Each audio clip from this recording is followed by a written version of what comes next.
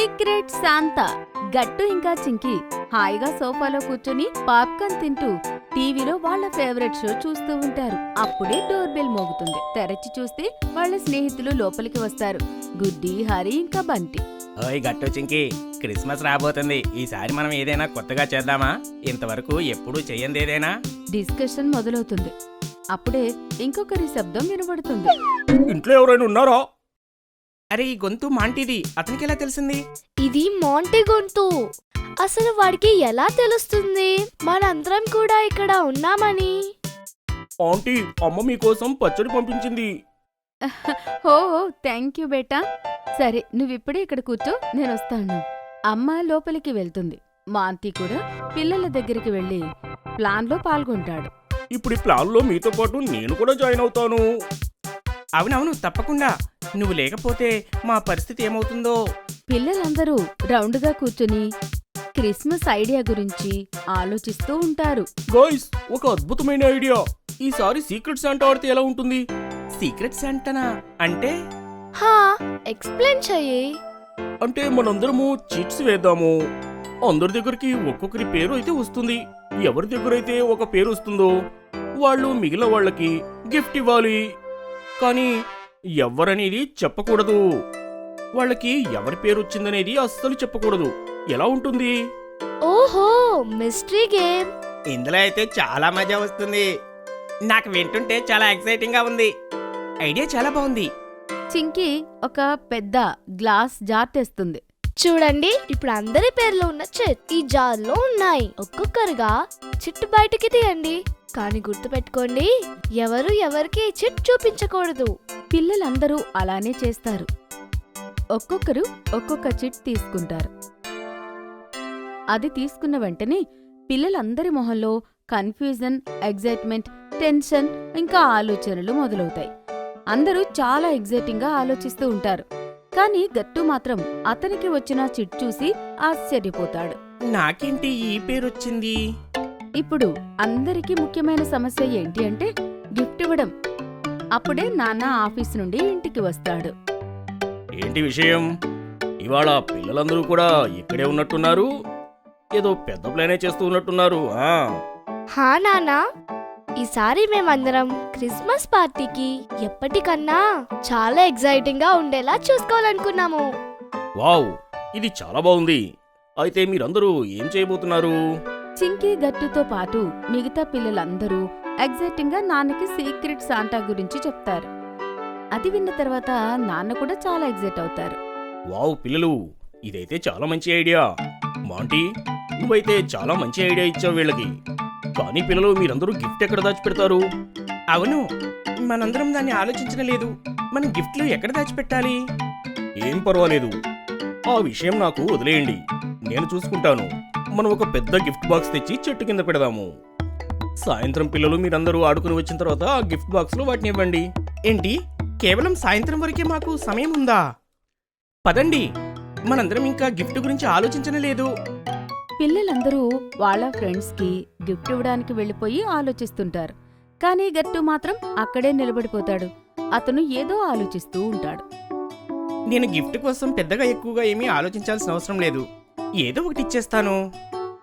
అలా ఆలోచించి గట్టు బయట క్రికెట్ ఆడడానికి వెళ్తాడు. క్రికెట్ ఆడేటప్పుడు అతని బాల్ విరిగిపోతుంది.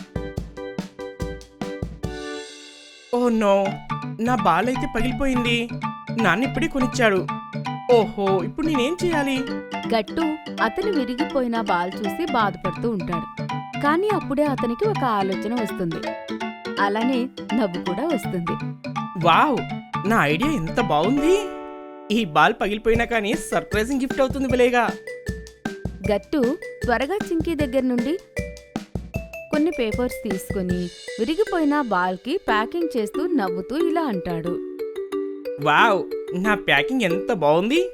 ఈ ప్యాకింగ్ చూస్తూనే అనుకుంటారు లోపల ఎంత మంచి గిఫ్ట్ ఉందో అనేది. అది గట్టు అంటే. కాసేపటి తర్వాత బంటి, గుడ్డి, హరి ఇంకా మాంటి వాళ్ళ గిఫ్ట్లు తీసుకుని పార్కుకి వెళ్తారు. ఇంకా అక్కడ డ్రాపింగ్ బాల్స్ లో వాళ్ళ గిఫ్ట్లన్నీ పెడతారు. ఎవరు వాళ్ళ గిఫ్ట్ గురించి ఎవ్వరికీ చెప్పరు. చింకీ కూడా ఆఖరిగా తన గిఫ్ట్ ని బాక్స్ లో పెడుతుంది. సాయంత్రం సొసైటీలో వాళ్ళందరూ కలిసి పార్కుకి వస్తారు. సొసైటీ అంతా లైట్స్ తో వెలిగిపోతూ ఉంటుంది. పిల్లలందరూ రెడ్ కలర్ క్రిస్మస్ డ్రెస్ వేసుకుని చాలా క్యూట్ గా ఉంటారు. అప్పుడే నాన్న ఒక అనౌన్స్మెంట్ చేస్తారు.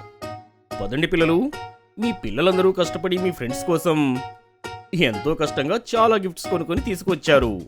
ఇక ఇప్పుడు ఆ గిఫ్ట్లన్నీ మీకు ఇవ్వడానికి శాంటా ఇప్పుడు తిరిగి వస్తాడు. పదండి పదండి. శాంటా గంట వాయిస్తూ అతని సంచిలో పిల్లల కోసం అన్ని గిఫ్ట్లన్నీ తీసుకుని సొసైటీ లోపలికి వస్తాడు. అతన్ని చూసి పిల్లలందరూ కూడా చాలా ఎగ్జైట్ అవుతారు. హలో పిల్లలు, merry Christmas to all of you. మీరందరూ మీకు రాబోయే గిఫ్ట్ గురించి చాలా ఎక్సైటింగ్ గా ఉన్నారు కదా? Yes, Santa Uncle. అయితే పదండి, మీ అందరినీ ఇంకా ఎదురు చూడనివ్వకుండా నేను ఒకరి తర్వాత ఒకరికి నేను గిఫ్ట్లు ఇచ్చేస్తాను. Yay!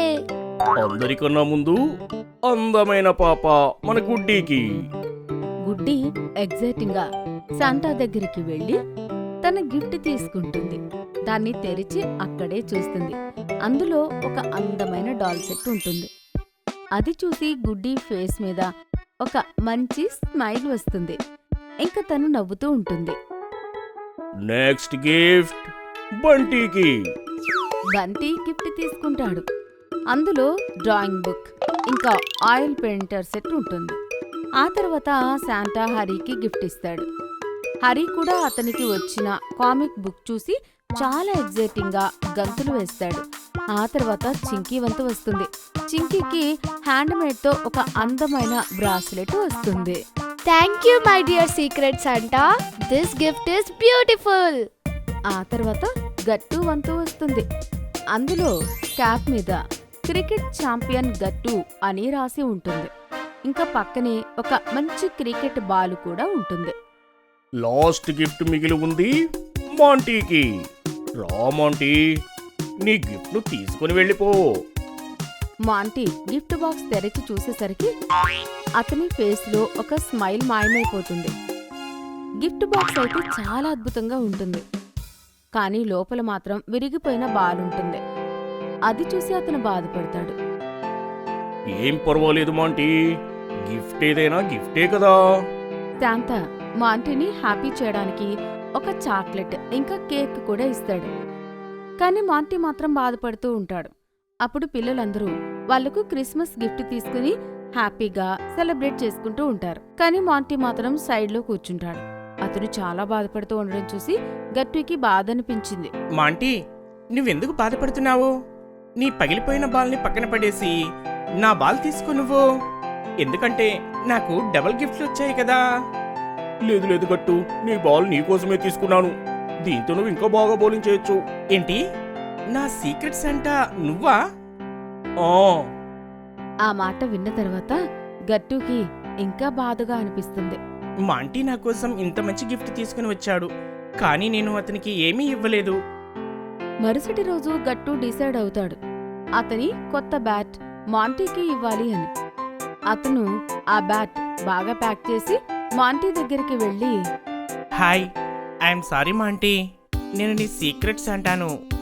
నేను నీకోసం మంచి గిఫ్ట్ తీసుకురాలేదు.